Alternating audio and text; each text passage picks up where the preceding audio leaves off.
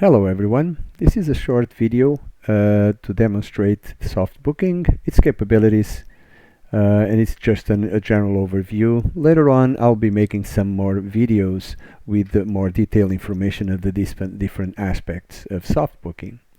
So after sofBooking is installed, an icon will be displayed on your desktop. Double click on the icon and the main window for sofBooking will be displayed. There's all these buttons where it takes you to the different screens of sofBooking. So we have booking calendar that will give you basically a 3-month window of your bookings to the different properties that you have. In case you have one, you will only one be selected. In this case, our demo data, we have 4 different properties. So we have a Mexico villa, we have a South France villa, which in this 3-month window has no bookings. Then we have a Spanish property, and again, no bookings on this 3-month window, and St. Lucia apartment. And here we can see we have a couple of bookings. So this I will return to this window a bit later on. Then we have banking, and in banking you set up your bank account, and we recommend that you create a bank account for your rental property zone. It makes it a lot easier to manage and to see if your profit loss ratio. In this case, I also set up for the demo a cash account, a Visa account, and rentals. So in case you receive cash for some reason from customers, you can set that up and use a cash account. Or if you receive Visa, you can use the Visa account for your transactions to receive payments, make payments, etc. And XYZ Rentals, this was created in case you hired a rental company to manage your property, to manage the bookings on your property. So they receive money in your behalf and then give it to you. So just in case and to keep things straight, we decided to put an XYZ Rentals. They would receive X amount of dollars, and then they would pass them on to you, and this is where you can manage what they have on hand and whatnot. Again, this is just for demo purposes. You may wish to use this type of scenario or not. Then we have the properties. This is where we set up the properties. There are a couple of points in here where you can do a quick add. So a quick add basically just sets up the property name. But then you can return to this property screen and you can add the address, all the information pertaining to it, a license if you have a rental license.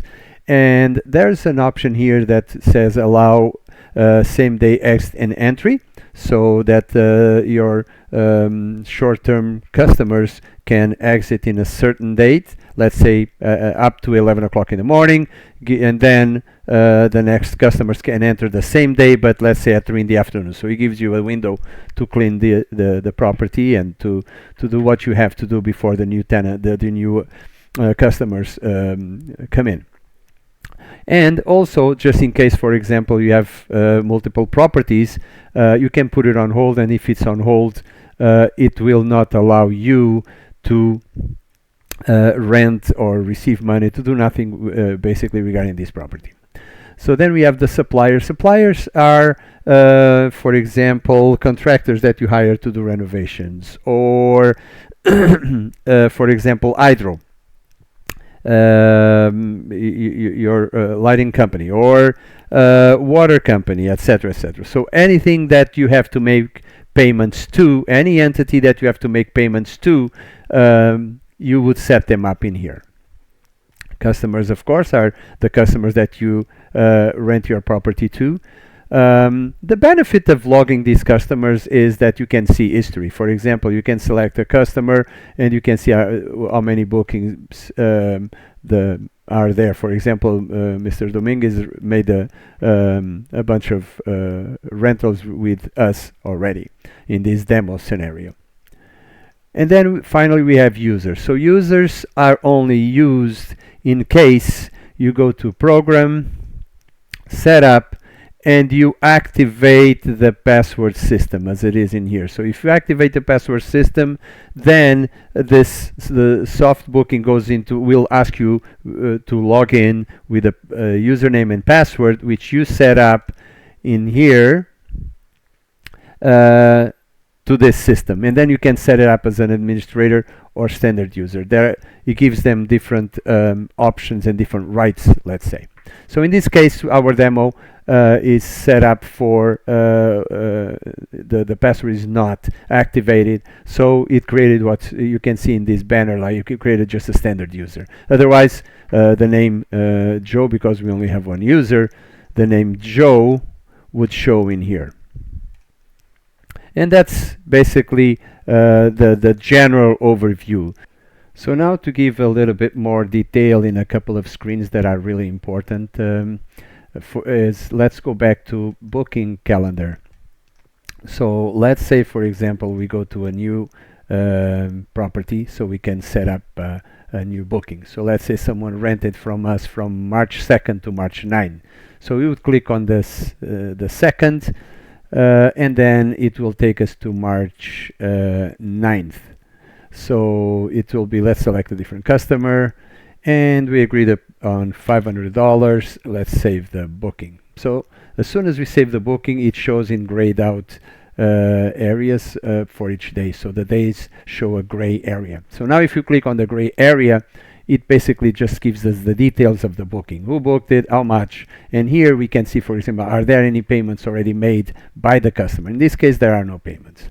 But let's say now that we booked and Paul decided to give us the payment up front. So this is where we can enter a payment. There are two ways to enter a payment for bookings, which is from this screen, or you can go to banking and select the bank that you want to enter this money to, and then you can make a deposit. So deposit from you select the property, you select the customer, and the account. So in this case, it's much faster if you do it from here. We're going to do the payment from here. So it's basically the booking from March 2nd to March 9th. Let's make a deposit. So we're going to deposit into our bank, and it's going to be rent revenue. The revenue account, this is for tax purposes. You would have to set this up. I'll show you how to set it up in a second. So let's say you paid the total amount up front, which was $500. We use 0 taxes and create the deposit. So as soon as you create the deposit, we can see if we show payments for this booking, and there it is, the $500 that was paid by Paul. Now, similarly, if we go to the Bank of America, we can see that there's the payment here. You can even print the transactions, and we can see that there's a payment for the property of South France from March 2nd to March 9th of $500. Now to just go for a second back to the accounts, when it comes to revenue and expenses, you will have access to those screens, to those windows under Program, and then you will have Program, Expense, and Revenue accounts. So if you go to Expense accounts, we can see the different accounts that we have already set up for demo purposes, and you can use these or create your own, edit these existing ones. It's up to you to set them up. For example, we have advertising, auto and travel, cleaning and maintenance, insurance, interest, management fees, etc., etc. So in this case, there's no expenses because it's only showing expenses for advertising. So there are no advertising expenses. But if you want to see all of them, you can click Show All Expenses, and all expenses will be shown.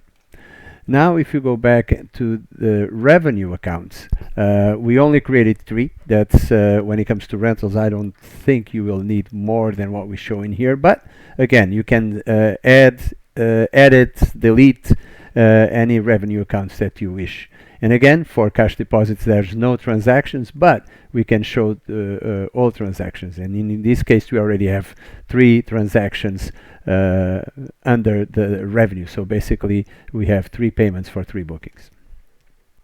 And lastly, on this short video, I would like to show you under properties. You can click on bookings, and in this case the Mexicoville is selected. You can see the bookings throughout the time.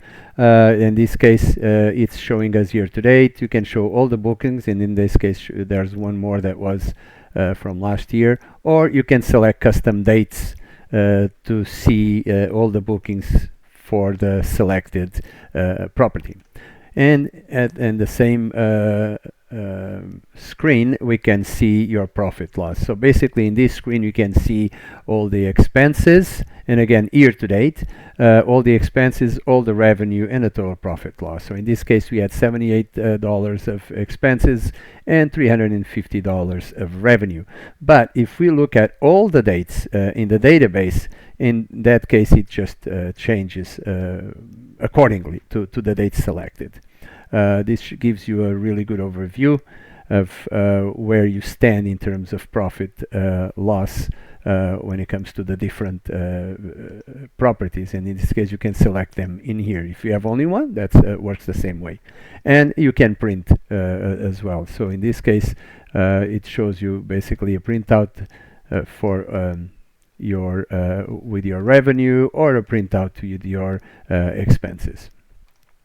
And that concludes our short video. As I said, later on I will be making more videos to show the different details, how to add suppliers, customers, how to add properties, or even how to add a bank.